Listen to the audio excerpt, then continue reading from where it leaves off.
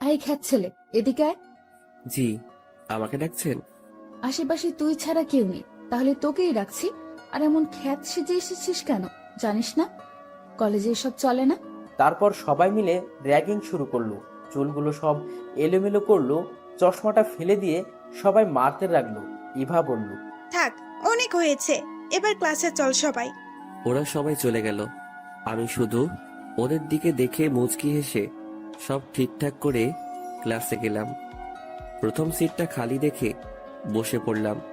ঠিক তখনই কেউ আমার কলার ধরে বলতে লাগলো, তুই এখানে বসার সাহস কেমনে পাস? এটা আমার সিট, দূর হয় এখান থেকে।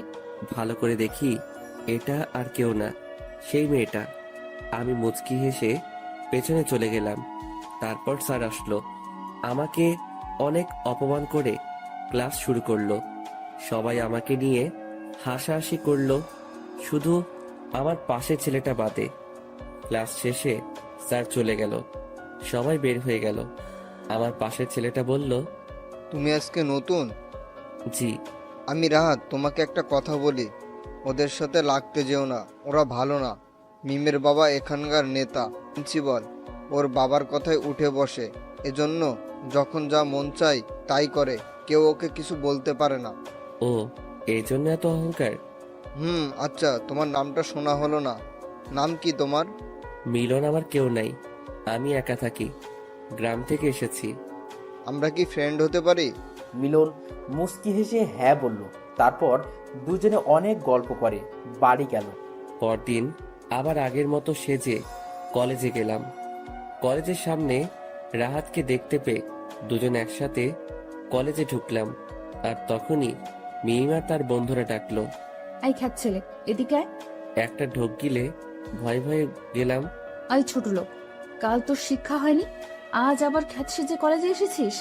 আমি মাথা নিচু করে আছি আর বললাম, দেখেন আপু, আমিও এখানে পড়তে এসেছি, আমাকে আমার মতো থাকতে দিন না। এমন করেন কেন আপনারা? কি আমার মুখের উপর কথা বলা? সায়ন, শান্ত, তোরা ধর ওকে, একে আজ উচিত শিক্ষা দিব। বলেই আমাকে সবাই মারা শুরু করে। রাহাত আমার দিকে অসহায়ের মতো তাকিয়ে আছে। ওরা সবাই চলে গেল। আমি মুচকি হেসে রাহাতের কাছে গেলাম। সরি রে, ওরা তোকে মারলো আর আমি কিছু করতে পারলাম না। মুচকি হেসে বললাম, ধুর, তুই এসব ভাবিস না, ওসব কিছু না, ওদের পরে দেখে নিব। এখন চল ক্লাসে যাই। ক্লাসের স্যার এসে আবার আমাকে অপমান করে ক্লাস শুরু করলো। একে একে সব ক্লাস শেষ করে কলেজের মাঠে গিয়ে গল্প করতে লাগলাম।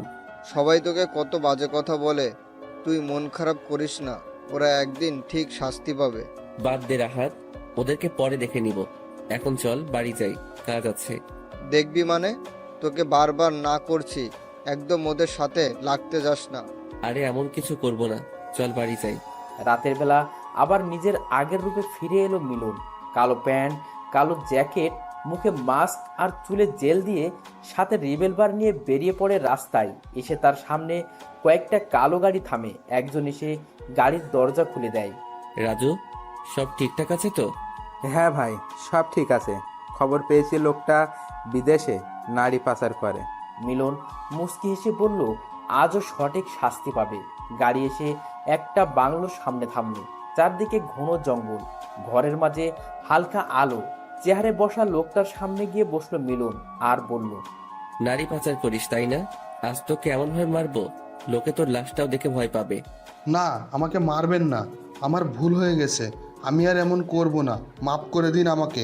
অসহায়ের মতো বলল লোকটা। মিলন মুস্কি হেসে বলল, মাফ আর আমি? তুই তো ক্ষমা পাবার কোনো রাস্তা রাখিসনি। এই বলে কপালে একটা গুলি করলো। সেটা মাথার পেছন দিয়ে বেরিয়ে গেল। তারপর শরীরের বিভিন্ন অংশ কেটে কাটা জায়গায় মরিচের গুঁড়ো দিতে লাগলো। তারপর আরো কয়েকটা গুলি করে লাশটা থানার সামনে ফেলে চলে গেল। পরদিন সকালে আবারও কলেজে গেল আগের মতোই, খ্যাত সেজে, খুব স্বাভাবিকভাবে, যেন কিছুই হয়নি। কলেজে এসে ক্লাসে ঢুকবো, তখনই মিম ও তার বন্ধুদের ডাক পড়লো। রাগ হচ্ছে খুব, সুযোগ পেলে মেরে হাসপাতালে পাঠাইতাম। এদের এত অহংকার কই থেকে আসে? এই মেয়ে শুধু মেয়ে বলে ছাড় পেয়ে যাচ্ছে। ও এই রাহাতটাকেও আজকে দেখতে পাচ্ছি না। মনে মনে বলে ভাবনা ভরা চেহারা নিয়ে গেলাম ওদের সামনে। আর মিম বলল, কি ভাবছিস? তোর ওই খ্যাত বন্ধুটাকে খুঁজছিস? পাবি না। ওকে তোকে নিয়ে মজা করছিলাম। ও তখন একটু লেকচার দিচ্ছিল, তাই আমরা ওকে মেরে হাসপাতালে রেখে এসেছি, যেন আমাদের মুখের উপর আর কথা বলতে না পারে। খুব রাগ হলো নিজের উপর। আমার জন্য রাহাত মার খেলো।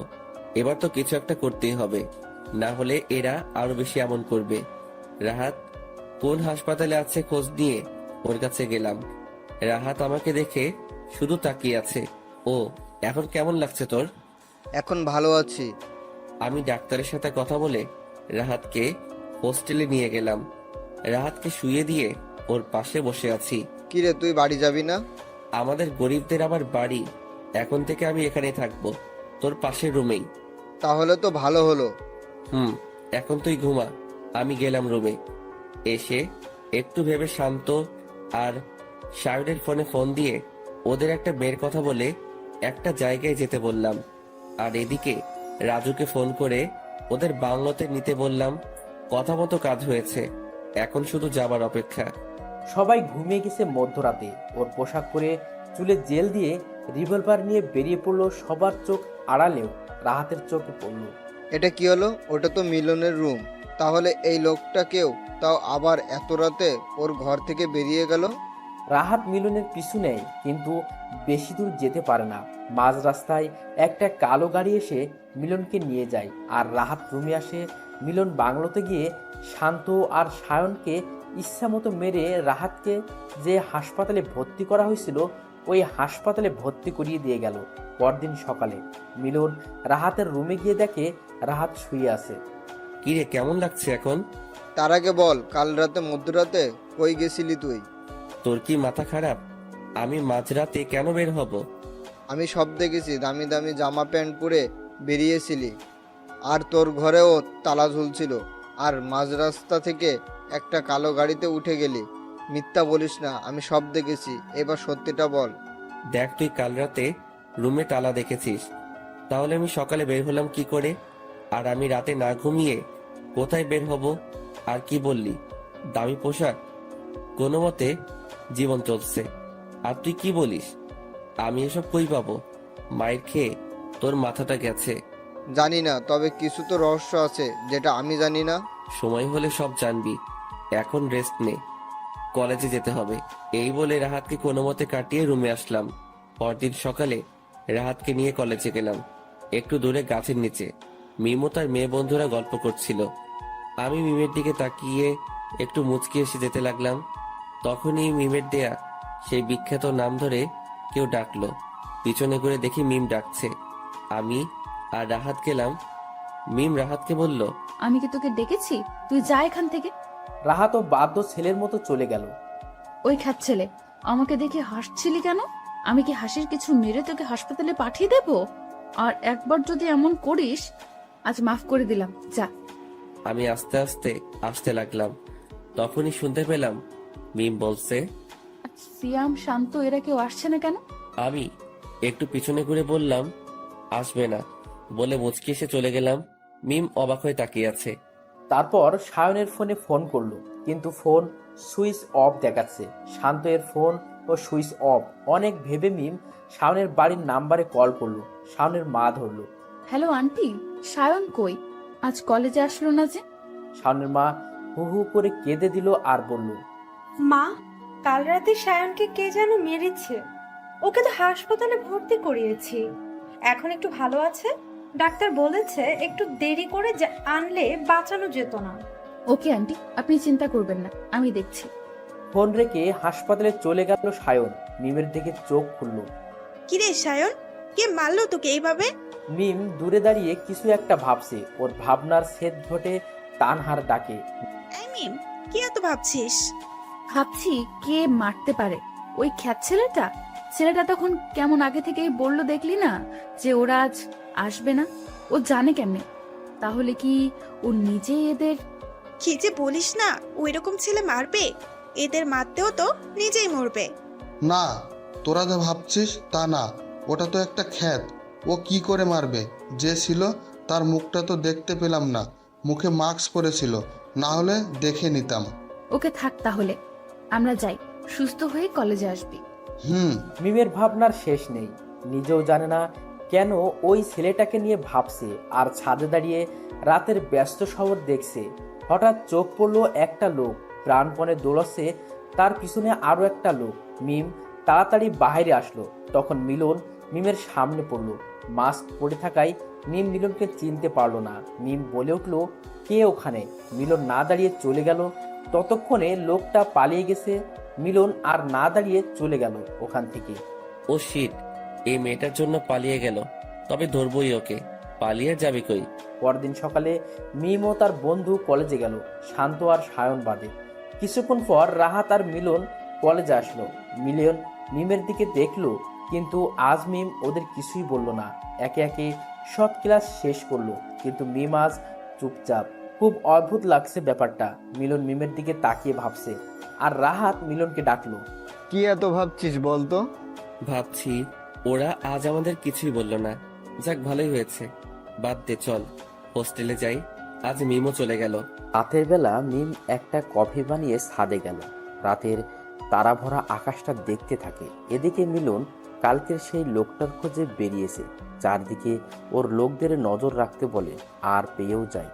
নেশা করে বার থেকে ফিরছে। মিলন গিয়ে শার্টের কলার ধরে বলল, অবৈধ ব্যবসা করিস আর লোককে ব্যবসা শেখাস। আজ তোকে আমি শেখাবো কেমনে মৃত্যুর খেলা। চল তুই। ওকে গাড়িতে তুলে নিয়ে এলো বাংলোতে, এনে একটা চেয়ারে বসিয়ে হাত পা বেঁধে দিল। তারপর মুখে লেবুর রস দিল নেশা কাটানোর জন্য। তারপর চলে গেল। পরদিন সকালে মিলন লোকটার গায়ে গরম পানি ঢেলে দিল। লোকটা চিৎকার করে জেগে উঠল আর বলল, তুই কাজটা মোটেও ঠিক করছিস না, এবার ছেড়ে দে, দেখ তোর কি অবস্থা করি। আহ, এত চিৎকার ভালো লাগে না। এটুকুতে ভয় পাচ্ছিস? যখন তোকে তিলে তিলে মারবো তখন কি করবি? আর তোকে ছেড়ে দেওয়ার জন্য আনিনি, ভয়ঙ্কর মৃত্যু দেওয়া হবে তোকে। মিলন লোকটাকে বেল্ট দিয়ে মারতে লাগলো। তারপর প্রত্যেকটা ক্ষত জায়গায় মরিচের গুঁড়ো লাগিয়ে দিল। আমি সইতে পারছি না, এভাবে মারাচ্ছে, একেবারেই মেরে ফেলো আমাকে। মিলন লোকটার মুখে অ্যাসিড মেরে মাথায় আর বুকে গুলি করলো। লোকটার নিথর দেহ পড়ে রইল মেঝেতে। রাজু লাশটা থানার সামনে ফেলে রেখে আয়, আর কোনো প্রমাণ যেন না থাকে। মিলন চলে গেল ওখান থেকে। পরের দিন কলেজে গেল। মিলনকে দেখে রাহাত ডাকলো। মিলন রাহাতের কাছে গিয়ে বসলো। কিরে, কাল কলেজে আসলি না? আবার তোর ফোনটাও বন্ধ, কোথায় গেছিলি? কোথাও না, শরীরটা ভালো লাগছিল না, তাই আসিনি। তুই শুনেছিস কাল একটা লোককে খুব বাজেভাবে মেরে থানার সামনে ফেলে রেখে গেছে, কিন্তু খুনির কোনো প্রমাণ রেখে যায়নি। আর কে করেছে তাকেও বলতে পারে না। দেশে এত খুন হচ্ছে আর এখনো পর্যন্ত খুনিকে কেউ ধরতে পারছে না। মিলন একটু মুচকি হেসে বলল, বাদ দে, তাতে কি, আমরা আমাদের মতো থাকি। তুই হাসছিস? না হাসার কি, ওসব ব্যাপারে মাথা না ঘামানোই ভালো। খুনিকে কেউ খুঁজে পাবে না। তুই এতটা চিন্তিত হচ্ছিস কেন? আরে বাদ দে, চল ক্লাসে যাই, না হলে দেরি হবে। মিলন আর রাহাত ক্লাসে গেল। মিম যে এতক্ষণ ওদের পিছনে ছিল ওরা তা দেখতেই পায়নি। মিম ওদের সব কথা শুনে নিল। আমার তো এই খ্যাত ছেলেটাকে সন্দেহ লাগছে। সবকিছুতেই মুচকি হাসে, আর ও কেমন নিশ্চিত ভাবে বলল যে খুনিকে কেউ খুঁজে পাবে না, নজরে রাখতে হবে একে।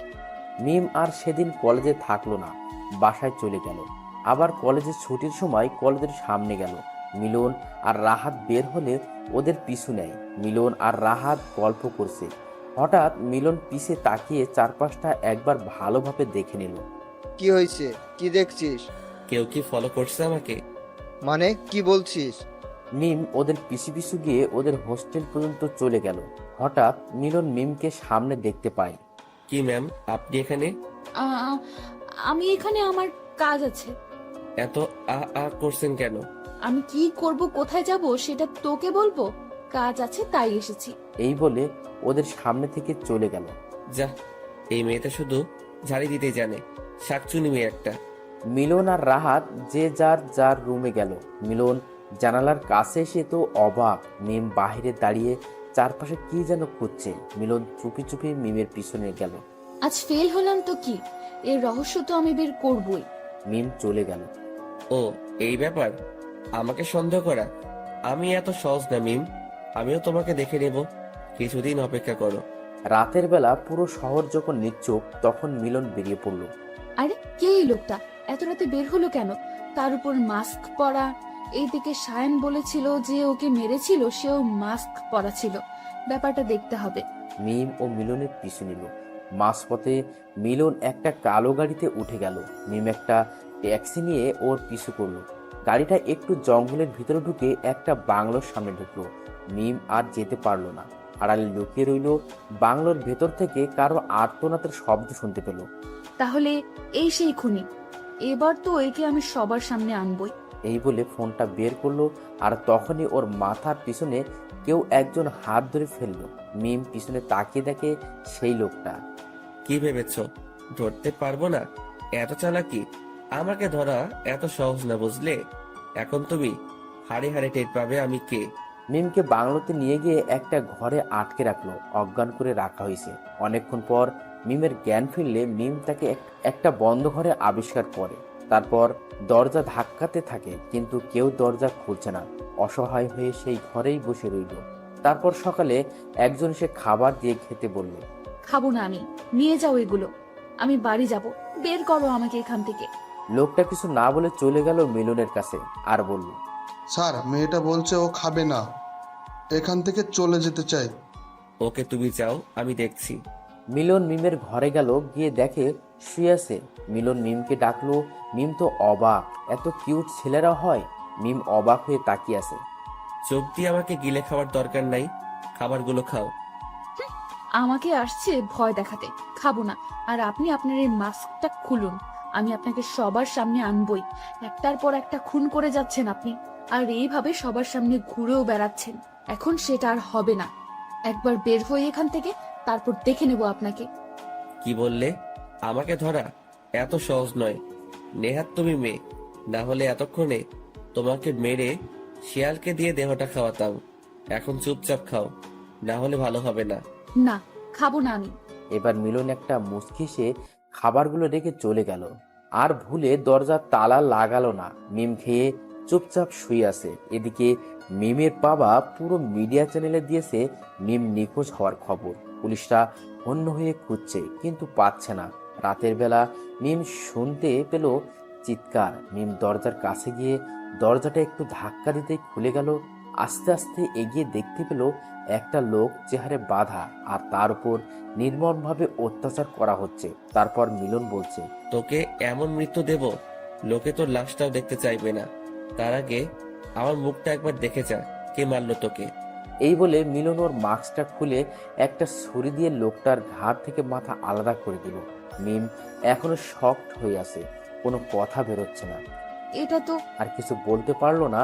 মিলন মিমকে দেখে ওর দিকে এগিয়ে আসছে, আর মিম এক দৌড়ে ঘরে গিয়ে বিছানায় চুপটি করে বসে আছে, ঘরের দরজা লাগিয়ে।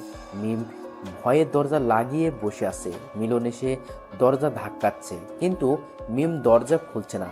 অবশেষে মিলন দরজা ভেঙে ঘরে ঢুকে দেখে মিম বিছানার এক পাশের চোখ বন্ধ করে বিড়বিড় করছে। মিলন ডেভিলস হাসি দিয়ে ওর কাছে গিয়ে বসলো। এতে মিমের ভয়টা যেন আরো দ্বিগুণ বাড়লো। শয়তান, এইভাবে একটা মেয়েকে আটকে রেখে এইভাবে ভয় দেখানো হচ্ছে। একবার ছাড়া পাই, বিড়াল বানিয়ে ছেড়ে দেব। যা ভাবছো তা আর হবে না, কারণ তুমি আর এখান থেকে বের হতে পারবে না। ইচ্ছে করলে সবার মতো তোমাকেও একেবারে মারতে পারি, কিন্তু না, তুমি আমাকে অনেক জ্বালিয়েছো, তোমাকে তিলে তিলে মারবো। এই বলে মিলন মিমকে টেনে বাথরুমে নিয়ে ঝর্ণা এর নিচে রেখে ঝর্ণা ছেড়ে দিয়ে বলল, এখানে এভাবে ভিজতে থাকো যতক্ষণ আমি না বলছি বের হবে না। এই ঠান্ডায় আপনি যতক্ষণ বলবেন আমি ততক্ষণ এখানে দাঁড়িয়ে থাকবো। পাগল আপনি? চুপচাপ যা বলছি তাই করো, না হলে এর ভেতর যে কয়টা গুলি আছে সব তোমার মাথায় যাবে। অনেকক্ষণ ভেজার কারণে ঠান্ডা লেগে মিম জ্ঞান হারিয়ে ফ্লোরে পড়ে যায়। কয়েক ঘন্টা পর মিলন এসে দেখে মিম ফ্লোরে পড়ে আছে।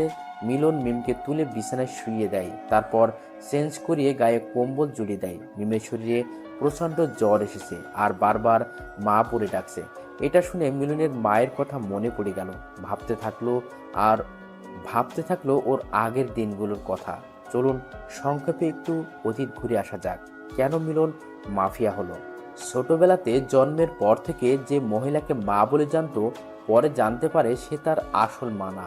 মিলন তার কাছে জানতে চায় তাহলে কে তার মা, আর কোথায় সে, কি করে, সে কি করে পারলো নিজের সন্তানকে অন্যের হাতে তুলে দিতে। এভাবে নানা ধরনের কথা বলছিল। তখন তার পালিত মা বলে, তোর জন্ম কোথায়, কিভাবে হয়েছে আমি জানি না, তোর বাবাকে আমি এটাও জানি না। একদিন আমি রাস্তা দিয়ে হাঁটছিলাম, তখন এক মহিলা দৌড়াচ্ছে, তার হাতে একটা ছোট বাচ্চা। সেটা আর কেউ না, তুই ছিলি। তারপর পিছন থেকে কয়েকটা লোক এসে তোর মাকে আমার চোখের সামনে জঘন্যভাবে হত্যা করে। তার আগেই তোর মা আমাকে বলে গেছে আমি যেন তোকে নিয়ে যাই আর নিজের ছেলে বলে পরিচয় দিই। আমি ওখান থেকে তোকে নিয়ে পালিয়ে আসি, আর আমার কোনো ছেলে মেয়ে না থাকায় আমি তোকে নিজের ছেলে মনে করে বড় করতে থাকি। কথাগুলো ভাবতে ভাবতে মিলনের চোখ ছলছল করে উঠল। আবার ভাবতে লাগলো, যখন একটু বড় হয় মিলন, তখন ওর চোখের সামনে ওর পালিত মাকে কয়েকটা লোক রেপ করে চলে যায়। লোক সমাজের ভয়ে ওর মা আত্মহত্যা করে। মিলন তখনও ন্যায় বিচার পায়নি। সেদিন থেকেই ও ভাবে সমাজে এসব লোকদের ও শাস্তি দেবে, তার মায়ের খুনিদের তিলে তিলে মারবে। সেদিনের সেই ছোট্ট মিলন আজকে মাফিয়া। তার মনে নেই কোনো দয়াময়া, ভালোবাসা আছে শুধু একরাশ হিংস্রতা। ভাবতে ভাবতে রাগে মিলনের চোখ লাল হয়ে যায়। এদিকে মিমের জ্ঞান ফিরে আর বলে, প্লিজ আমাকে যেতে দাও, আমি বাড়ি যাব। আমি কাউকে তোমার ব্যাপারে কিচ্ছু বলবো না, প্লিজ ছেড়ে দাও। মিমের কথা শুনে মিলনের রাগ আরো বাড়লো। মিলন ঘর থেকে চলে গেল। মিম একটু পর উঠে দেখে দরজা খোলা আর আশেপাশে কেউ নেই। তাই মিম চুপি চুপি বেরিয়ে পড়ে আর জঙ্গল পার হতে থাকে। উফ, বাঁচলাম। কি ভয়ানক ছেলে বাবা। আর মনে হয় ভজা মাছ উল্টে খেতে পারে না। আর এইদিকে কত বড় মাফিয়া, সব পুলিশ সিআইডি খুঁজে মরে, আর ও কেমন সবার সামনে ছদ্মবেশে ঘুরে বেড়াচ্ছে। যাই হোক, আমারও অনেক কিছু শেখা হলো। এই সুযোগে বাড়ি থেকে বের হতে পারলাম, কিন্তু বাড়িতে যাব না। একবার যখন এই বাড়ি থেকে বের হয়েছি, তখন আর যাব না। এখন আমার সামনে এগোতে হবে আমার লক্ষ্য পূরণের জন্য। মিম চলে যায় কোনো এক অজানায়। এতদিন মিম ওর বাড়ি থেকে অনেক দূরে নির্জন একটা জায়গায় বাড়ি বানিয়েছে। এখন সেখানে গিয়েই শুরু হবে প্রতিশোধের খেলা। কেউ বাঁচতে পারবে না।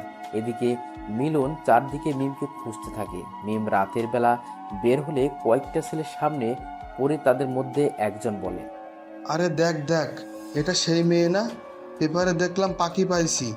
একে এর বাড়ি দিতে পারলে এর বাবা 5 লাখ টাকা দিবে, আমরা আরো বেশি চেয়ে নিব।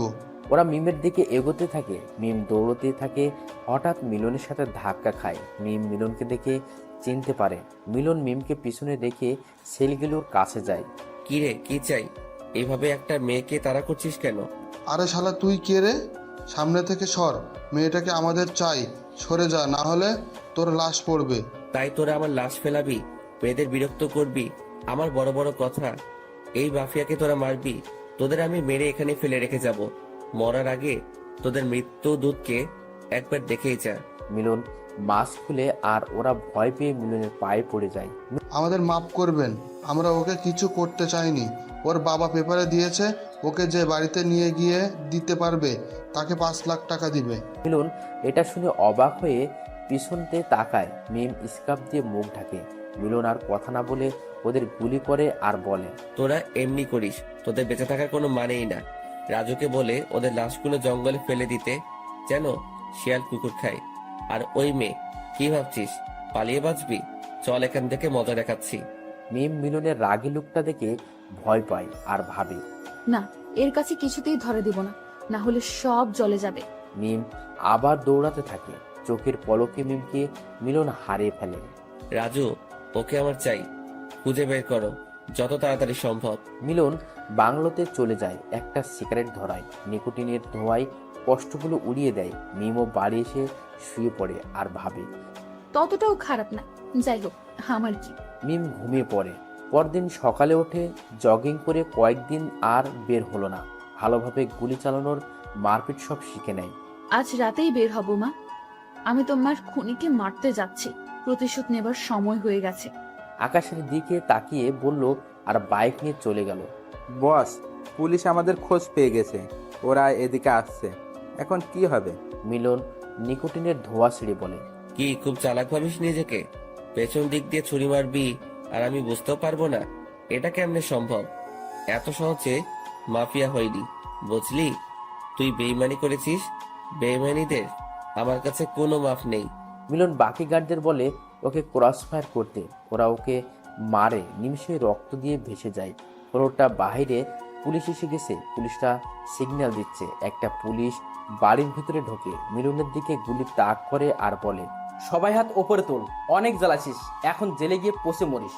মিলন মুস্কি হেসে পাটা একটু তুলে লাইটে গুলি করে রুমটা অন্ধকার হয়। আর এই সুযোগে গোপন দরজা দিয়ে সবাই পালিয়ে যায়। সবাই জঙ্গলে লুকিয়ে পড়ে, কিন্তু মিলন আলাদা রাস্তায় যায়। পুলিশরা আবার মিলনকে ঘিরে ফেলে আর বলে, বাকিদের পায়নি তো কি, কান টানলে মাথা আসে। মিলন চুপ করে আছে, চারদিকে দেখছে। অফিসার এসে মিলনের মাথায় একটা মারে, কয়েকটা পুলিশও মারে। মিলন চিৎকারও করছে না, দেখে ওরা আরো জোরে জোরে মারে। মাফিয়া এখন আমি দেখাবো তোকে। অফিসার গুলি চালালো, মিলন একটু সরে গেল। গুলিটা ওরা হাতেই লাগলো। ওই পথ দিয়ে মিম যাচ্ছিল, হঠাৎ দেখতে পায় কয়েকটা লোক একজনকে মারছে। মিম সামনে এগিয়ে যায় আর দেখে, আরে এ তো এত বড় মাফিয়া, ধরা পড়লো কিভাবে? সাহায্য করতে হবে আমাকে। মিম মাস্কটা পরে, হাতে রিভলভার নিয়ে অফিসারকে তাক করে একটা গুলি করে। গুলি চালাতে এগিয়ে যায় আর কয়েকজন পুলিশ। এগিয়ে আসলেও তাদের মিম মারে আর মিলনের হাত ধরে দৌড়ায়। মিলনকে বাইকের পেছনে বসিয়ে বাইক স্টার্ট দেয়। অনেক জোরে বাইক চালিয়ে এক নিমেষেই সবার চোখের আড়ালে হারিয়ে যায়। একটু দূরে গিয়ে বাইক থামিয়ে মাস্কটা খুলে মিলনকে বলে, আমাকে শক্ত করে ধরুন, না হলে পড়ে যাবেন। মিলন মিমকে ধরে। মিলন অবাক হয়ে মিমকে দেখছে। মিম বাড়ি ফিরে গিয়ে মিলনের হাত ব্যান্ডেজ করে দেয়। মিম মিলনের হাত ব্যান্ডেজ করেছে। মিলন শুধু মনে মনে ভাবছে, এই মেয়ে কেমনে সবার মধ্যে দিয়ে নিয়ে আসলো? আর একে তো খুঁজছে, তার মানে কি ও লুকিয়ে আছে? না, আমাকে সতর্ক থাকতে হবে। মিলনের ধ্যান ভাঙে মিমের ডাকে। কি এত ভাবছেন? খেয়ে নেন, আমি আপনাকে কোনো শাস্তি দিব না। আমি আপনার মতো না। ঘুমিয়ে পড়ুন। আমি খাবো না, তুমি খাও, খিদে নেই আমার। ও, বুঝতে পারছি, হাতটাই তো মনে হয় ব্যথা। ওকে, আমি খাইয়ে দিচ্ছি। অনেকক্ষণ না খেয়ে থাকায় খিদেও পেয়েছে, তাই কথা না বলে চুপচাপ খায়। খাওয়া শেষে মিম প্রশ্ন করে, আচ্ছা আপনি এত বড় মাফিয়া, সবার মাঝে ঘুরে বেড়ান, আর এভাবে আটকা পড়লেন কেন? সবচেয়ে বড় কথা, এই জগতে নামলেন কেন? পড়াশুনো করে তো নিজের জীবন গুছিয়ে নিতে পারতেন। মিলন মিমের কথা শুনে আগের কথা মনে পড়ে যায় আর অনেক রাগ হয়। মিম সেটা বুঝতে পারে। এই মেয়ে, তোকে আমি এত কথার জবাব দিতে রাজি না, বুঝলি? রাতটা পার করে সকালে চলে যাব, এখন শান্তিতে থাকতে দে। ধাক্কা দিয়ে চলে যায় বারান্দায়। মিলন রাতের আকাশটা দেখতে থাকে। পাশে কখন যে মিম আসে বুঝতে পারে না। মিলন বাইরে যাবার জন্য রেডি হয়। এই অবস্থায় বাইরে না গেলেই নয়। চুপচাপ থাকো, না হলে তোমার বাবাকে বলে দেব তুমি এখানে আছো। মিলন বেরিয়ে যায়। রাজু আর ডনকে ফোন করে জঙ্গলে আসতে বলে। ওরা আসলে ওদের বলে, সবকটা পুলিশকে আমার এখানে চাই, যারা আমার গায়ে হাত তুলেছে। ওকে বস। ওরা চলে যায়, এক একজন এক এক দিকে। এখন সবাই জেনে গেছে ওরা মিলনের লোক, তাই পুলিশগুলো ওদের দেখে পিছু নেয় আর ওরা জঙ্গলে দৌড়ে আসে। জঙ্গলে আসলে ওরা ওদেরকে ঘেরাও করে। রাজু আর ডন ওদের থেকে গুলি নেয়। খালি হাতে দাঁড়িয়ে আছে সামনে। মিলন হুড্ডি করে সিগারেট মুখে নিয়ে ধোঁয়া ছাড়তে ছাড়তে ওদের কাছে আসে, বলে, অফিসারটা কই? বস, ওকে আনতে পারিনি, আপনি চিন্তা করবেন না, ওকে পেয়ে যাবেন। তোরা আমাকে মারছিস, মিলনের এত সহজে মরণ নাই।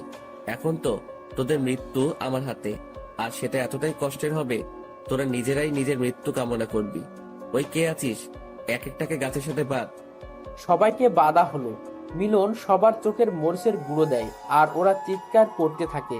মিলন হাসতে থাকে। গার্ডরা ভয় চুপ করে দাঁড়িয়ে আছে। তারপর লোহার রড দিয়ে একে একে সবাইকে মারছে। বড় ক্ষত জায়গায় মরিচের গুঁড়ো দিচ্ছে। এখন ওরা নিজেরাই নিজেদের মৃত্যু কামনা করছে। এই ক্রসফায়ার কর এদের। ওরা সবাইকে মেরে দেয়। মিলন রক্তাক্ত শরীর নিয়ে যায় মিমের বাড়ি। মিম তো মিলনকে দেখে অবাক, ভয়ে কিছু বলছে না, কারণ মিলন এখনো অসম্ভব রেগে আছে। তাই মিম চুপ করে আবার শুয়ে পড়ে। মিলন ক্লান্ত থাকায় সেও ঘুমিয়ে পড়ে। মিম সকালে উঠে দেখে মিলন এখনো ঘুমাচ্ছে। খুব মায়াবী লাগছে ওকে, হয়তো ওর প্রতি দুর্বল হচ্ছে। ধুর, কি ভাবছি এসব? আমার এসব মানায় না। হঠাৎ মিম বাইরে গুলির শব্দ শুনতে পায়। কি এখানে কে আসতে পারে? এইটা অসম্ভব, এই ঠিকানা তো কারো জানার কথা না। মিম জানালা দিয়ে দেখে কয়েকজন লোক গুলি তাক করে দাঁড়িয়ে আছে। মনে হয় কেউ বের হলে তাকে সাথে সাথে মরতে হবে। মিম দ্রুত মিলনকে ডাকে আর দেখায় ওদের। দুজনে খুব চিন্তায় আছে, কি করা যায়। এদিকে বাইরে আবার গুলির শব্দ। কেউ একজন চিৎকার করে বলছে, এই মাফিয়ার বাচ্চা, বের হ বলছি, আমি জানি তুই এখানেই আসিস। মিলন বুঝতে পারে যে ওরা ওকে মারতে এসেছে। মিলন বলে, তোমার প্রয়োজনীয় জিনিসগুলো একটা ব্যাগে নাও। কাল দেখেছি পেছনের জঙ্গলের দিকে দরজা আছে, ওই দিক দিয়ে বের হয়ে যাব। মিম তাড়াতাড়ি কয়েকটা জামা আর রিভলভার নিয়ে নেয়। মিলনের যেহেতু এখনো কিছু নেই, তাই ও শুধু পিস্তল নিল। বাইরে থেকে দরজা ধাক্কানোর আওয়াজ আসছে। ওরা চুপি চুপি বেরিয়ে যায়, জঙ্গলের দিকে দৌড়তে থাকে। এদিকে লোকগুলো দরজা ভেঙে ভেতরে ঢুকে পরে কাউকে দেখতে পেল না। পুরো বাড়ি তন্ন তন্ন করে খোঁজে, দেখে জঙ্গলের দিকে দরজা খোলা। তার মানে ওরা এদিক দিয়েই পালিয়েছে। ওই চল সবাই। সবাই দৌড়াচ্ছে, মিলন আর মিম। কারো পায়ের শব্দ পেয়ে জঙ্গলের ধারে একটা ডোবার কাছে গাছের আড়ালে লুকিয়ে ওরে মিম ভয়ে মিলনের হাত ধরে আছে। দুজনেই একদম চুপচাপ, একটু শব্দ করলে ওরা জেনে যাবে। দুজন দুজনের নিঃশ্বাসের শব্দও শুনতে পাচ্ছে। তখনই ডোবার ধার দিয়ে একটা বড় সাপ যাচ্ছিল। মিম তো দেখে ভয়ে চিৎকার দেওয়ার মতো অবস্থা। মিলন সেটা বুঝতে পেরে মিমের মুখ চেপে ধরে রাগে লুকে মিমের দিকে তাকায়। মিলন বুঝতে পারছে মিম ভয় পেয়েছে। মিমকে বুকের সাথে ধরে রাখে।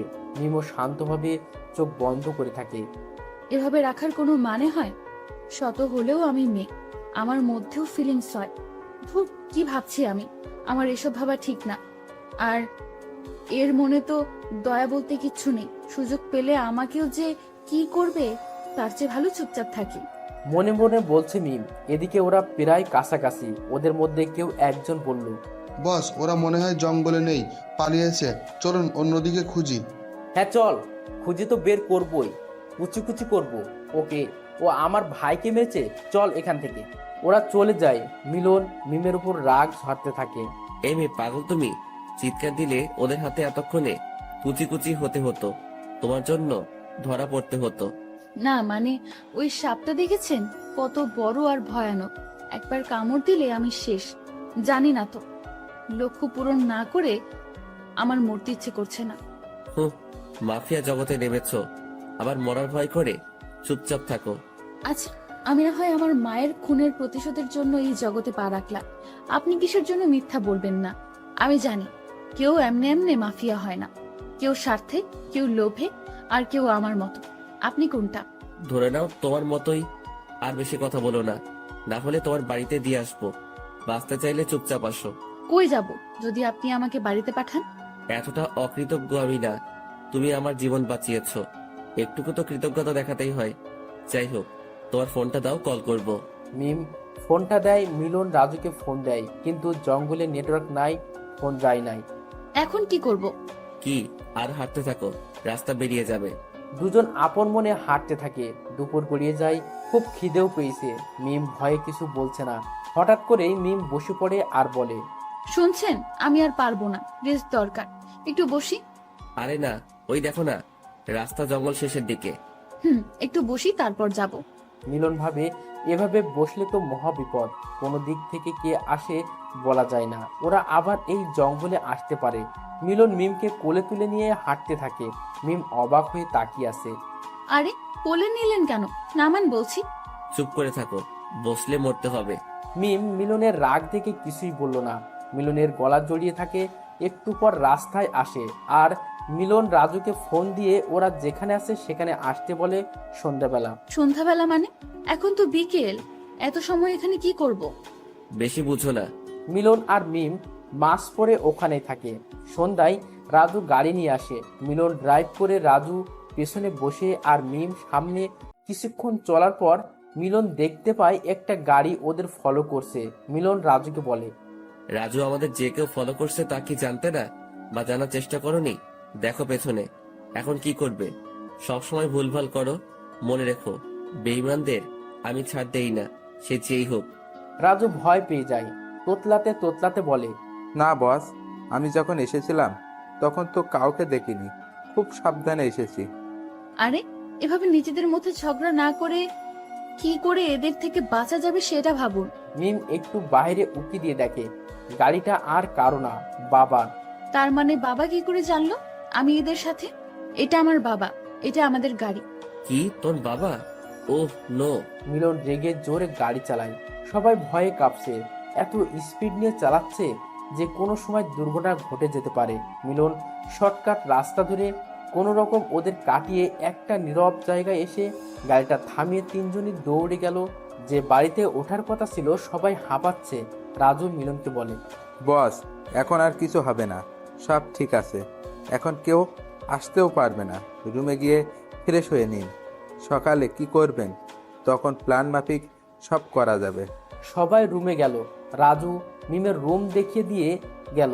মিমের ঘুম আসছে না, মাথায় একটাই চিন্তা ঘুরছে, প্রতিশোধ। সকালে ঘুম থেকে উঠে মিম নাস্তা বানিয়ে নেয়, সবাই খায়। মিম মিলনকে বলে, আচ্ছা বের হব আমি আজ রাতে, আমার হাতে সময় নেই, যা করার তাড়াতাড়ি করতে হবে। মিলন ভরু কুসকে বলে, যাই করো, তোমার জন্য যেন কোনো বিপদ না হয়, আর নিজেও সেফে থাকবে। দিনটা কেটে যায়। মিম রাতে বেরিয়ে পড়ে, নিজের বাড়ির ডুপ্লিকেট চাবি দিয়ে ঢোকে। আস্তে আস্তে ওর বাবার ঘরে যায় আর মাথার কাছে পিস্তল ধরে চিৎকার করে মিমের বাবার ঘুম ভেঙে যায়, অবাক হয়ে যায় এভাবে কাউকে মাথার কাছে গুলি ধরতে দেখে। ভয়ে তোতলাতে তোতলাতে বলে, কে তুমি? এভাবে একজনের ভয় দেখানোর মানে কি? ছলনাময়ী অনেক হয়েছে, আজ আমি আমার মায়ের খুনের প্রতিশোধ নিব। যতটা নির্মম ভাবে মেরেছিস তার চেয়ে বেশি কষ্ট দিয়ে মারবো তোকে। কি ভেবেছিস আমি জানতে পারবো না? আমি সব জেনে গেছি। এটাও জানি তুই আমার বাবা না, আমার চাচা। আমার মাকে খুন করেছিস এসব সম্পত্তির জন্য।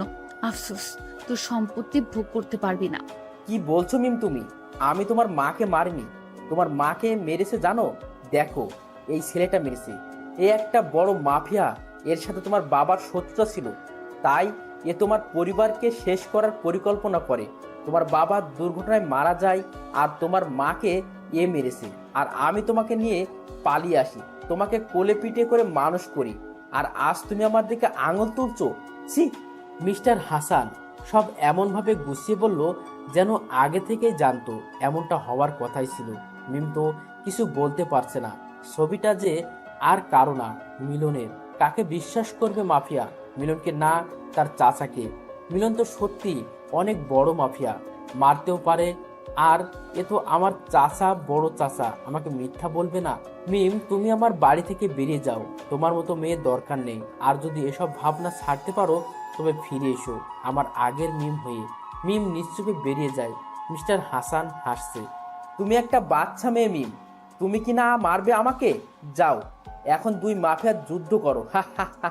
মিম একটা ব্রিজের উপর গিয়ে দাঁড়ায় আর ভাবতে থাকে, মিলনের বাবার সাথে কি সম্পর্ক থাকতে পারে যার জন্য ও আমার মাকে এত নির্মমভাবে মারলো? জবাব তো ওকে দিতেই হবে, সাথে মরতেও হবে। মিলন ওই রাস্তা দিয়ে যাচ্ছিল, পিছনে গার্ডটাও আছে। মিলন গাড়ি থামিয়ে মিমের কাছে যায়। মিম কাঁদছে। কাদার কি কোনো জায়গা নেই? জায়গাটা সেফ না। যার জন্য বের হয়েছিলে কাজ শেষ হয়েছে না বাকি আছে? আমি কি হেল্প করব? মিমের রাগ উঠছে, মিলনের দিকে তাকাতেই পারতেছে না। শত হলেও মেয়ে মিলনের জন্য একটু হলেও মনে জায়গা দিয়েছে, হয়তো তার জন্য মিলনকে মারতে এত কষ্ট পাচ্ছে। কি হয়েছে? আমার দিকে তাকাও, কি হয়েছে বলো, আমি সমাধান করার চেষ্টা করব। মিম মিলনের দিকে এক নজর তাকিয়ে পকেট থেকে পিস্তল বের করে মিলনের বুকে দুটো গুলি করে। মিলন মিমের দিকে এখনো তাকিয়ে আছে, মুখ দিয়ে একটাই আওয়াজ বের হয়, কেন করলে মিম? কি আমার অপরাধ? মিম ব্রিজ থেকে ধাক্কা দিয়ে ফেলে দেয় আর চিৎকার করে কাঁদতে থাকে। মিমের পাশে রাজু এসে হাসতে থাকে আর বলে, মিম ম্যাম, আপনি এতদিনে আমার মনের আশা পূরণ করলেন। আমার কতদিন প্ল্যান ছিল ওই শয়তানটাকে মারার, পাচ্ছিলাম না। এখন ওর সব সম্পত্তি আমার। মিম অবাক হয়ে রাজুর কথা শুনছে। তার মানে রাজু বেইমানি করতে যাচ্ছিল? রাজু দেরি না করে চলে যায় গার্ডেন নিয়ে। মিম ওখানে দাঁড়িয়ে কাঁদতে থাকে আর বলে, মা, আমি তোমার প্রতিশোধ নিয়েছি। নিজের অনুভূতিটা বিসর্জন দিয়ে রাজু সব গার্ডেন নিয়ে চলে যায়। মিমও চলে যায়। কাঁদতে কাঁদতে প্রত্যেকটা নিউজ চ্যানেলে দেখাচ্ছে। দেশের সবচেয়ে বড় মাফিয়া অবশেষে খুন হলো কোন এক মুখোশধারীর কাছে। কে এই মুখোশধারী যে এই অসাধ্য সাধন করলো? সে যেই হোক না কেন, তাকে আন্তরিকভাবে জানাই আমাদের সকলের শুভেচ্ছা। সেদিনের পর থেকে মিম নিজেকে গুটিয়ে নেয়, নিজের মনে ভাবতে থাকে, কিছু একটা ভুল হয়েছে। এভাবে মিলনকে খুন করা ঠিক হলো না। হয়তো এমন সত্যি আছে যেটা আমি জানি না। আমি কেন সত্যিটা যাচাই করলাম না? আমি যখন সত্যি একা থাকতে পারছি না, মনে মনে যে আমি তোমাকে ভালোবাসি, জানি তুমি কোনোদিন ফিরবে না, কারণ আমি নিজের হাতে তোমাকে শেষ করেছি। এদিকে রাজু মিলনের সব সম্পত্তি নিজের নামে করে নেয়। এখন মিলনের পুরো গ্যাংটা রাজু চালায়। খুশি মনে আর বলতে থাকে, কি হলো তোর মাফিয়া? তুই আমাকে হুকুম করতি, আজ দেখ আকাশের তারা হয়ে দেখছিস, কিন্তু কিছু করতে পারছিস না। তোর সাম্রাজ্য এখন আমার। দেখবি এখন আমি হব এই দেশের মাফিয়া। লোকে আমাকে দেখে ভয় পাবে। এদিকে রেহানা তাদের ছেলেকে নিয়ে ব্যস্ত হয়ে পড়েছে। আজ 8 মাস পর তাদের ছেলে একটু একটু করে নড়ছে। রেহানা বেগম ডাক্তারকে ডাকে, রোহান সাহেবকে খবর দেয়। ডাক্তার চেক আপ করে বলে, আপনারা বিচলিত হবেন না, রোগী এখন সুস্থ আছে, রোগীকে একা থাকতে দিন, উনি সুস্থ হবেন। রোহান সাহেব বাইরে গেলেন ডাক্তারের সাথে কথা বলতে। রেহানা বেগম তার ছেলের পাশে বসেন। বাবা, তুই জেগে উঠেছিস? উঠ বাবা, দেখ আমি তোর মা। একবার মা বলে ডাক আমাকে, কথা বল আমার সাথে। তুই আমার ছেলে, আজ থেকে তোর নাম দিলাম আবির। তুই আমার আবির। আবির শুধু ভাবছে, কি থেকে কি হলো কিছুই বুঝতে পারছি না। এরা কারা? আমাকে আবির ডাকে কেন? আপনারা কারা? আমি এখানে থাকবো না, অনেক কাজ আছে, আমার যেতে দিন। আমাকে আমার এই পৃথিবীতে কেউ নেই, আমি একা। আমি এখানে কি করে এলাম জানি না, তবে আমাকে সুস্থ করার জন্য আপনাদের ধন্যবাদ। এ কি, উঠতে পারছি না, শরীরে এত ব্যথা কেন? আহ! তুমি এখনো পুরোপুরি সুস্থ নও, সুস্থ হও, তোমাকে সব জানানো হবে। ডাক্তার বলেছে উত্তেজিত না হতে, রেস্ট করো। রেহানা, তুমি ওর খেয়াল রেখো, কোনো সমস্যা হলে আমাকে বলবে। আমি গেলাম। কয়েকদিন আবির পুরোপুরি সুস্থ হয়ে যায় রোহানা বেগমের যত্নে। আবিরকে ছেড়ে দেওয়া হয়। রোহানা বেগম আবিরকে বাড়িতে নিয়ে যায়, খাইয়ে দেয়। রাতে আবির বের হবার জন্য তৈরি হয়। রুম থেকে বেরিয়ে ওদের দুজনকে দেখতে পায়। রোহানা বেগম বলে, রাতে কোথায় যাচ্ছ? তুমি রুমে যাও এখন। ওহ, আমি কতবার বলবো আমি আপনাদের ছেলে না। আমার আসল পরিচয় জানলে নিজেরাই আমাকে বের করে দিবেন, তাই আগে চলে যাচ্ছি। দেখো বাবা, তোমাকে আমরা নিজের ছেলের মতো করে এতদিন দেখেছি। তুমি কি জানো তুমি 7টা মাস কোমায় ছিলে? তোমাকে আমরা নদীর ধারে পাই, রক্তাক্ত শরীর নিয়ে। জ্ঞান ছিল না তোমার। আমরা নিজের ছেলে মনে করে বাঁচিয়েছি। অনেক আগে আমরা আমাদের ছেলেকে হারিয়েছি। আর এখন তুমিও যদি যেতে চাও, যেতে পারো আবির। আবির বলে ডাকবেন না, খুব রাগ হয় আমার। আমার একটা নাম আছে, সেই নামে ডাকবেন। আমার নাম মিলন। আমি এ দেশের মাফিয়া। কেউ একজন আমার সাথে বেইমানি করে আমাকে মেরেছে, শাস্তি তো তাকে পেতেই হবে। ছাড়বো না আমি তাকে, যেখানে থাকুক খুঁজে বের করবই। মিলনের কথা শুনে রোহান সাহেব আর রোহানা বেগম অবাক হয়। যাকে নিজেদের ছেলে মনে করলো সে কিনা দেশের মাফিয়া। তাহলে সেদিন নিউজ চ্যানেলে এর মৃত্যুর খবর বলেছিল। মিলন নিজের রাগ কন্ট্রোল করে বলে, আপনি চিন্তা করবেন না, আমি আপনাদের কোনো ক্ষতি করব না। আর আপনি তো আমাকে মায়ের মতন আদর করেছেন, আজ থেকে আমি আপনাকে মা বলেই ডাকবো। কিন্তু আপনাকে বাবা বলতে পারবো না, বাবা নামটাকে আমি সহ্য করতে পারি না। মা, আমি আসছি, কিছু কাজ আছে, তুমি চিন্তা করো না, আমার কিছু হবে না। রোহানা বেগম মিলনকে জড়িয়ে ধরে কাঁদে আর বলে, বাবা, তুই যেই হ, তুই আমার ছেলে, তোর কোনো ক্ষতি হবে না। মায়ের দোয়া যে তোর সাথে। মিলন মুচকি হেসে বেরিয়ে যায়। মিম কয়েকদিন পর পর চলে আসে সেই ব্রিজে যেখানে মেরেছিল নিজের ভালোবাসাকে। আজও এসেছে। আর মিলনও চলে যায় সেখানে যেখান থেকে ওর স্বপ্নের শেষ হতে চলেছিল। সেখানে গিয়ে দেখে একটা মেয়ে অঝরে কাঁদছে। মিলন একটু কান খাড়া করে শুনতে পায়, তুমি তো আকাশের তারা হয়ে গেছো, দেখতে পাও আমাকে? আমাকেও নিয়ে যাও, আমি একা থাকতে পারছি না। ভালোবাসি তোমাকে, জানি না কেন মারলাম আমি, সত্যি না জেনে। আর সেই সত্যি আজও আমার কাছে অজানা। মিম এখানে, ভালোবাসো তোমায়, তো শাস্তি পেতে হবে। তিলে দিলে মারবো তোমাকে, বেইমান একটা। মিলন পেছন থেকে বলে, তোমার ভালোবাসা দরকার নেই। বেঈমান তুমি একটা, তার শাস্তি তোমাকে পেতেই হবে। আমি ফিরে এসেছি। মিম আশেপাশে তাকিয়ে দেখে কেউ নেই। কে ছিল তাহলে? কে বললো কথাটা? এটা তো মিলনের গলা। তবে কি ও সত্যি ফিরে এসেছে? কিন্তু কিভাবে সম্ভব? আমি যে নিজের হাতে ওকে। মিলন চলে যায় তার নিজের এলাকায়, খোঁজ খবর নেয়, বেশি কিছু জানতে পারে না। চলে যায় বাড়িতে, নিজের ঘরে গিয়ে ভাঙচুর করে। শব্দ শুনে রোহানা বেগম আসে। কি হয়েছে? কি করছিস? চুপ কর। মা, আমি কি করে শান্ত থাকি? বেঈমানি করলো আমার সাথে। যাদের আমি এই সমাজে সম্বল করে দিয়েছি, আজ সবাই আমার সাথে বেঈমানি করলো। কারো রেহাই হবে না। তুই জানো মা, আমার বাড়ির দারোয়ান কাকা আমার বিরুদ্ধে আজ ওর জন্য কি না করিনি। সত্যি আমার কেউ নেই। তুমি যাও, আমি ঠিক আছি, একদম ঠিক আছি। রেহানা বেগম মিলনের রাগ দেখে আর কিছু না বলে চলে যায়। মিলন 1 ঘন্টা ধরে শাওয়ার নিয়ে নিজের রাগ কন্ট্রোল করে রুমে এসে শুয়ে পড়ে। পরের দিন মিলন সারাদিন উঠে না শুয়েই থাকে। রেহানা বেগম এসে অনেক ডাকাডাকি করে, তবুও ওঠে না। বিকেলে উঠে ফ্রেশ হয়ে নিচে গিয়ে রেহানা বেগমকে ডাকে। রেহানা বেগম ছেলের ডাক শুনে আসে তাড়াতাড়ি, মিলনকে খেতে দেয়। মিলন খেয়ে মায়ের থেকে বিদায় নিয়ে বেরিয়ে পড়ে। হঠাৎ একটা ছেলের সাথে ধাক্কা খায় মিলন। দেখতে পায় ছেলেটি আর কেউ না, রাহাত। এতদিন পর রাহাতকে পেয়ে মিলনের আহ্লাদের শেষ নেই। কিন্তু রাহাত অবাক, শুনেছিল মিলন মারা গেছে। মিলন দেখতে পায় কয়েকটা গার্ড তাদেরকে ঘিরে আসে। মিলন মাস্কটা পরে নেয়, রাহাতকে পেছনে রেখে সুযোগ বুঝে একজনের হাতে লাথি মারে। সে পড়ে গেলে গুলিটা নিয়ে একে একে সবাইকে মারতে থাকে। রাহাত শুধু তাকিয়ে দেখছে। এটা কি সেই মিলন যে কিনা এতটা হাবাগোবা ছিল? সে এত নিষ্ঠুরভাবে কেমনে মারতে পারছে সবাইকে? মেরে মিলন রক্তাক্ত শরীর নিয়ে রাহাতের সামনে যায়। রাহাত তোতলাতে তোতলাতে বলে, কে তুমি? ওদের এভাবে মারলে কেন? মিলন রাহাতকে জড়িয়ে বলে, তুই আমার এত কাছের বন্ধু, পারলি আমাকে ভুলে যেতে? আমি মরিনি, আবার ফিরে এসেছি প্রতিশোধ নিতে। আমাকে কেউ মারতে পারবে না আল্লাহ ছাড়া। এবার বল, ওরা তোকে তাড়া করছিল কেন?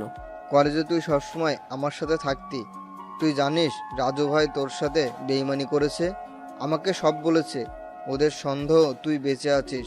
কাল রাতে কে একজন নাকি তোর মতো কাউকে দেখেছে, তাই ওরা আমাকে তুলে নিয়ে যায়। আমি কোনো মতে ওখান থেকে পালিয়ে আসি। শেষমেশ রাজুও আমার সাথে এমন করলো। শাস্তি তো ও পাবেই। সামান্য সম্পত্তির জন্য বেইমানি। রাহাত, তুই কোনো টেনশন করিস না। তুই আমার সাথে চল। আমি যেখানে থাকি তুইও সেখানে থাকবি। আজ থেকে তুই আমার ভাই। যাওয়ার পথে সেই ব্রিজে থেমে যায়। দুজনে গল্প করতে থাকে। হঠাৎ রাহাত দেখতে পায় মিমকে। রাহাত মিলনকে বলে, দেখ ভাই মিম, সবাই তো ভাবছে ও মরে গেছে। আজ 1 বছর হলো, আজও কেউ ওর খোঁজ পায়নি। এ সত্যি মিম তো নাকি ভূত? আরে না, এটা মিম। আমি বলছি তোকে। ঘটে যাওয়া ঘটনা সব রাহাতকে বলে। ওরা দূর থেকে মিমকে দেখছে, আর মিম আকাশের দিকে তাকিয়ে তারার সাথে কথা বলছে আর কাঁদছে। মিলন রাহাতকে নিয়ে লুকিয়ে বলে, কেঁদে কোনো লাভ নেই ম্যাম। যে ভুল আপনি করেছেন তার শাস্তি পাবেন। মিম এই কথা শুনে চারদিকে শব্দের ঠিকানা খুঁজতে থাকে, কিন্তু কাউকে পায় না। কি হচ্ছে আজকাল আমার সাথে? কি করে সম্ভব এটা? আমি কি পাগল হয়ে গেলাম? মিম পেছনে তাকিয়ে দেখে মিলন দাঁড়িয়ে আছে।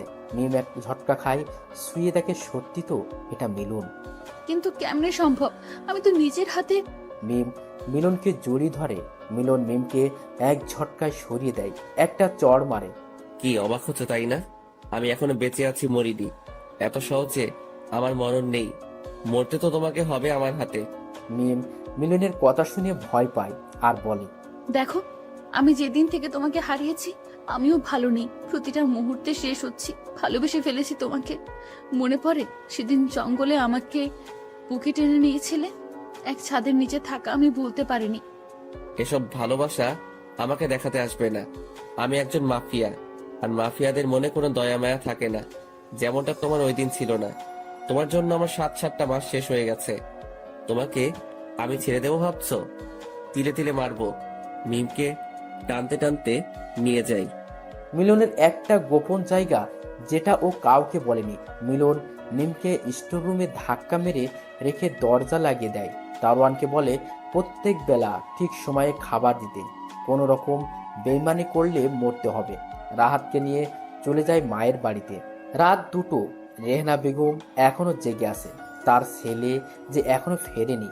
হঠাৎ দরজায় আওয়াজ শুনে রেহানা বেগম দৌড়ে দরজাটা খুলে দেয়। মিলন রাহাতকে নিয়ে ভেতরে ঢোকে। রেহানা বেগম মিলনকে দেখে অবাক, সারা শরীরে রক্তের দাগ। মিলনকে বলে, বাবা, তোর শরীরে এত রক্ত কেন? কোথায় গিয়েছিলি তুই? মা, তুই তো জানো আমি একজন মাফিয়া। এটা আমার কাছে কিছু না। একে দেখছো? এ হলো আমার বন্ধু রাহাত। ওকে মারতে চাইছিল, তাই আমি ওদেরকে মেরে দিয়েছি। আজ থেকে ও আমার সাথে থাকবে, যদি তুমি বলো। ঠিক আছে, তুই আমার ছেলে, আর ছেলের কথা কি মা ফেলতে পারে? তোর এই অবস্থা, তোর বাবা দেখার আগে কাপড় পাল্টে আয়, আমি খেতে দিই। ততক্ষণ আমি রাহাতের সাথে গল্প করি। এদিকে মিম কেঁদেই যাচ্ছে। ঘরটা ধুলোয় ভরা, বারবার হাসি আসছে। হালকা আলোর একটা বাল্ব চলছে। ভাঙা একটা জানালা। মিম জানালার কাছে গিয়ে দাঁড়ায়। রাতটা নির্ঘুমে কেটে যায়। এদিকে মিলন যেন মিমকে আটকে শাস্তি পাচ্ছে, শান্তির ঘুম দেয়। পরদিন খুব ভোরে কাউকে না জানিয়ে বেরিয়ে পড়ে। রাস্তায় মিমের বাপকে দেখে ফলো করে। এ কি মনে হচ্ছে? এটা আমার বাড়ির রাস্তা, কিন্তু আমার বাড়িতে তো এখন রাজু থাকে। রাজুর সাথে মিমের বাবার কি কাজ জানতে হচ্ছে। মিলন তাড়াতাড়ি একটা রিমোট কন্ট্রোল ছোট হেলিকপ্টারে সিসি ক্যামেরা লাগিয়ে বাড়ির মধ্যে ঢোকায়। দেখতে পাই মিস্টার হাসান রাজুর কাছে গিয়ে কুশল বিনিময় করে বলে, রাজু, তোমাকে অনেক অনেক ধন্যবাদ। তোমার জন্য আমার প্ল্যান সম্পূর্ণ হয়েছে। তুমি সব সময় সঠিক সময় আমাকে খবর না দিলে বুঝতাম না ওই মাফিয়ার বাচ্চা কখন কি করে। মিমের মাকে আমি মেরেছি, আর কত সহজে মিমকে বোকা বানিয়ে মাফিয়াটাকে দুনিয়া থেকে সরালাম। তার জন্য নাও এই 1 কোটি টাকা, তোমার জন্য আমার পক্ষ থেকে ছোট উপহার। রাজু খুশি মনে টাকা নিয়ে বলে, ধন্যবাদ, দেবার কিছু নেই।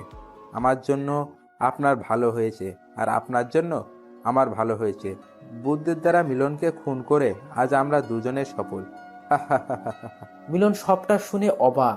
তার মানে এদের দুজনের চক্রান্ত না? এর শেষ আমাকে দেখতে হবে। মিমের কাছে যায় মিলন। গিয়ে দেখে সত্যি মেয়েটার করুণ অবস্থা। মুখের দিকে তাকানো যায় না, শুকিয়ে কাঠ হয়ে গেছে। মিম মিলনকে দেখে অপর পাশে মুখ নিয়ে চুপ করে থাকে। মিলন মিমকে বলে, আমি সব সত্যি জেনে গেছি।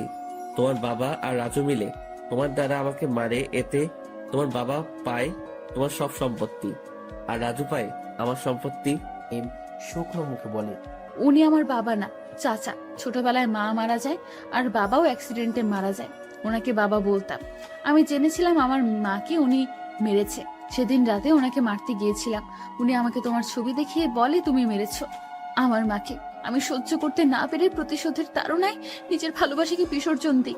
খুব খারাপ হয়েছে, কাল তৈরি থেকো, সবকিছু শেষ দেখবো। এখন আসো, ফ্রেশ হয়ে খাও। ভালো ব্যবহার করছি বলে মনে করো না সব ভুলে গেছি। যে 7 মাস আমার থেকে কেড়ে নিয়েছো, তার শাস্তি তুমি পাবে, মনে রেখো। আমি গেলাম। সারাদিন মিলন বাড়ি থেকে বের হয় না। বিকেলে উঠে ফিরে সে ভাবে, না, এভাবে আর চলবে না। খেলাটা এবার শেষ করতে হবে আজকেই। রাহাতকে নিরাপদ জায়গায় রেখে বেরিয়ে পড়ব। মিলন নিচে সবাইকে দেখতে পায়। মায়ের সামনে গিয়ে বলে, মা, আমি আর চলে যাচ্ছি। জানি না দেখা হবে কিনা। যে খেলায় নেমেছি সেটা আমাকে শেষ করতেই হবে। তবে তুমি আমার জন্য দোয়া করো। তোমরা আমার জন্য যা করেছো, হয়তো আমি সেই ঋণ শোধ করতে পারবো না। যদি কখনো মনে হয় আমাকে তোমাদের দরকার, তাহলে ফোন করো, আমি চলে আসবো। রাহাত, তুই রেডি হয়ে নে, বেরোতে হবে। তোকে নিরাপদ জায়গায় রেখে আমি বেরিয়ে পড়বো। রেহেনা বেগমের কান্না থামছেই না। ছেলেহারা হয়ে এতদিন ছিল, একটা ছেলেকে পেয়েছে, সেও কি আজ চলে যাবে? রেহানা বেগম মিলনকে বলে, বাবা, আমি জানি তোকে না করলেও তুই শুনবি না। চলে যাচ্ছিস বলে ভুলে যাস না, তোর এই অভাগা মাকে, রাহাতকে মায়ের কাছে রেখে যা। ওকে নিয়ে যাস না। নিজের ছেলে মনে করে মানুষ করবো ওকে, অন্তত মনটা তো শান্তি পাবে। মিলন সন্ধ্যাবেলা তৈরি হয়। কালো শার্ট, কালো জ্যাকেট, চুল স্পাইপ, মুখে মাস্ক, রিভলভার, ছোট একটা ছুরি নিয়ে রাহাতকে রেখে চলে যায় মিমের কাছে। মিম এখনো স্টোররুমে বসে আছে। দরজার আওয়াজ শুনে উঠে দাঁড়ায়। মিলন মিমকে একটা প্যাকেট ধরিয়ে দিয়ে বলে, এগুলো পরে তাড়াতাড়ি রেডি হয়ে নাও, হাতে বেশি সময় নেই। মিম প্যাকেটটা নাড়াচাড়া করে বলে, কি আছে এটাতে, আর কেন পরবো? মিলন রেগে বলে, এটাতে লাল বেনারসি আছে, বিয়ে হবে। যাও পরে আসো, আমি বাহিরে আছি। মিম ভালোই বুঝতে পারে মিলন রাগ করেছে। কথাটা না বাড়িয়ে প্যাকেটটা খুলে দেখে pant, T shirt, jacket, revolver, mask. Mim দ্রুত পরে বাইরে আসে। মিলন মিমকে নিয়ে চলে যায় মিস্টার হাসানের বাড়ি। দারোয়ানকে ভয় দেখিয়ে ভেতরে ঢোকে মিম। এগিয়ে গিয়ে মিস্টার হাসানের মাথায় গুলি ধরে বলে, আমাকে মিথ্যে বলেছিলি, তোর একটা মিথ্যেতেই আমি সব হারাতে বসেছিলাম। আজ তোকে শাস্তি পেতে হবে। মিলন মিস্টার হাসানের বুকে লাথি মেরে বলে, রাজুর সাথে ষড়যন্ত্র করে আমাকে মারার প্ল্যান করছিস? এত সহজে তো আমি মরবো না। এবার মরার আগে সত্যিটা বল, আমার মাকে কে মেরেছে? আমি জানি, তুই সব জানিস, কারণ তুই ছিলি মাফিয়া আর আমার বাবার সাথে শত্রুতা করে তুই আমার মাকে মারলি। আজ এমন মৃত্যু দেব তোকে, ভয় পাবে তোকে দেখে সবাই। মিস্টার হাসান ভয় পেয়ে যায়। কি করে বেঁচে ফিরল? এ আর সব জানলই বা কি করে? মিলন কথা না বাড়িয়ে মিস্টার হাসানের বুকে গুলি করে। মিম পেটে ছুরি ঢুকিয়ে দেয়। মিম আর সহ্য করতে না পেরে সাইডে যায়। মিলন মিস্টার হাসানকে এলোপাতাড়ি মারতে থাকে। মিস্টার হাসানের নিথর দেহটা দোতলা থেকে নিচে ফেলে মিমকে নিয়ে বেরিয়ে যায় রাজুর কাছে। পুরো বাড়ি গার্ড দিয়ে ঘেরা। মিলনকে দেখে সবাই আতঙ্কে পড়ে যায়। মিলন রাজুর সামনে যায় আর একটা আওয়াজ মেরে বলে, তোকে আমি রাস্তা থেকে এনেছিলাম তোর মায়ের চিকিৎসার জন্য। কত টাকা খরচ করি হিসাব আছে তোর?